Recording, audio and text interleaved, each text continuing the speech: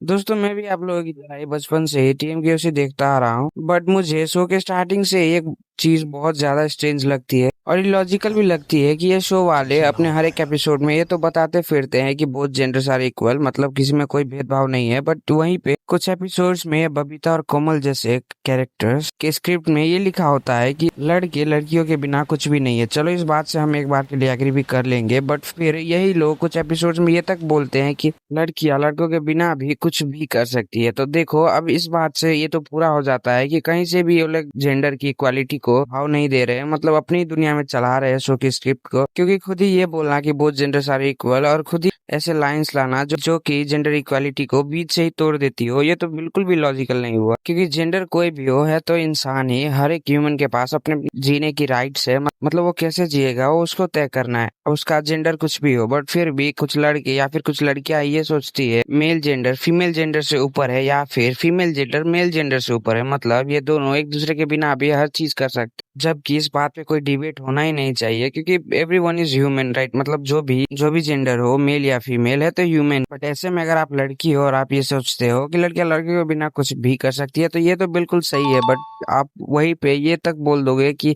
लड़के लड़कियों के बिना कुछ है ही नहीं, तो फिर यहाँ पे जेंडर इक्वालिटी तो पूरा रियून हो गया। और ये बात एक शो तक ही सीमित नहीं है, क्योंकि कई सारे ऐसे कुत्ते हैं जिनके भौंकने से तो कोई फर्क नहीं पड़ता, बट ये भौंकते रहते हैं कि लड़के लड़कियों से ऊपर है या फिर लड़कियां लड़कों से ऊपर है, जबकि बोथ जेंडर आर इक्वल में 3-4 बार बोल चुका हूँ। सब मेन टॉपिक पे बढ़ते हैं जो हमारा आज का वीडियो है, जिसमें मैं आपको टीएमकेओसी के कुछ ऐसे प्राइम एग्जांपल्स दिखाऊंगा जहां पे जेंडर इक्वालिटी पे पूरा डिबेट, मतलब जेंडर इक्वालिटी को ही पूरा रियून कर दिया गया। जबकि किसी प्रोडक्शन हाउस को जिसके इतने ज्यादा ऑडियंसेस हो, उस प्रोडक्शन हाउस को ऐसे एपिसोड ऐसे स्क्रिप्ट नहीं लिखने चाहिए।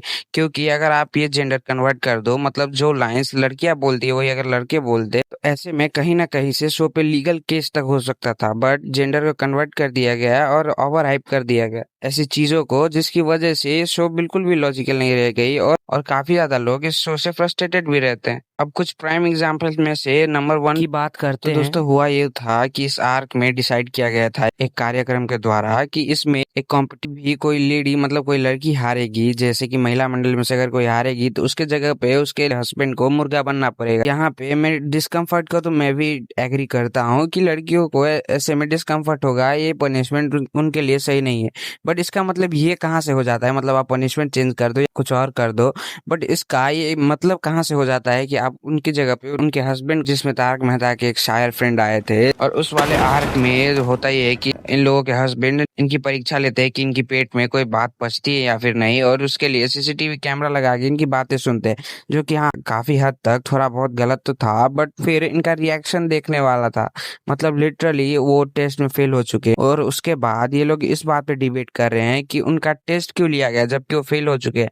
तो देखो इसमें इनकी गलती तो है, दोनों तरफ से गलती है। बट जब चंपक लाली आता है तो कहता है कि गलती मेल्स की है, मतलब पूरे पुरुष मंडली की गलती है और महिला मंडल की कोई भी गलती नहीं है, और ऐसे आंसर्स घुमा फिरा के मारता है जिसकी वजह से सब इसकी पूछ पकड़ के हिलने लगते हैं। मतलब लिटरली ये बुढ़ा इस उम्र में भी लड़कियों को, पूरी को भी एक लड़की को नहीं, महिला मंडल को इम्प्रेस करने की कोशिश कर रहा है।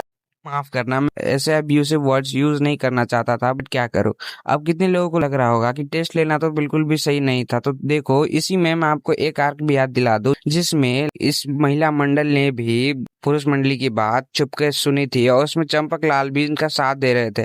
तो मैं कैसे ना बोलूं कि ये चंपक लाल ही बस इन लोगों को इम्प्रेस करने के लिए कर रहा है, और इम्प्रेस क्यों कर रहा है ये मुझे बताने की जरूरत नहीं है। बाकी ये कुछ प्राइम एग्जांपल्स थे, और इससे मैंने बताने की कोशिश की कि टीएमकेओसी वालों को ऐसा नहीं करना चाहिए, वरना बाद में जाके कोई ना कोई प्रॉब्लम भी हो सकती है। और आप खुद सोचो, अगर जेंडर को कन्वर्ट करके आप इस बारे में सोचोगे तो आपको बिल्कुल लॉजिकल लगेगा कि कोई ना कोई ऐसी कम्युनिटी जरूर होती, कोई ना कोई मंडली या फिर कोई ना कोई लड़की ऐसी होती जो कि शो पे पूरे प्रोडक्शन हाउस पे एक लीगल केस कर सकती थी। बट क्योंकि यहाँ पे लड़कियों की जगह पे लड़के हैं और लड़के की जगह पे लड़कियां हैं, यहाँ पे कोई इसको बिल्कुल भी सीरियसली लेता ही नहीं है, और जो लेते भी है वो फ्रस्ट्रेट होके साइड हो जाते हैं, और कर भी क्या सकते हैं। बाकी अगर आप मेरी बात से थोड़ा सा भी एग्री करते हो तो वीडियो को लाइक करके चैनल को सब्सक्राइब करके जरूर जाना। बाकी मिलते हैं नेक्स्ट वीडियो में, तब तक के लिए बाय। और हाँ, मेन बात, अब थैंक्स फॉर 100 सब्सक्राइबर्स, ये आप लोगों के बिना पॉसिबल कभी नहीं था।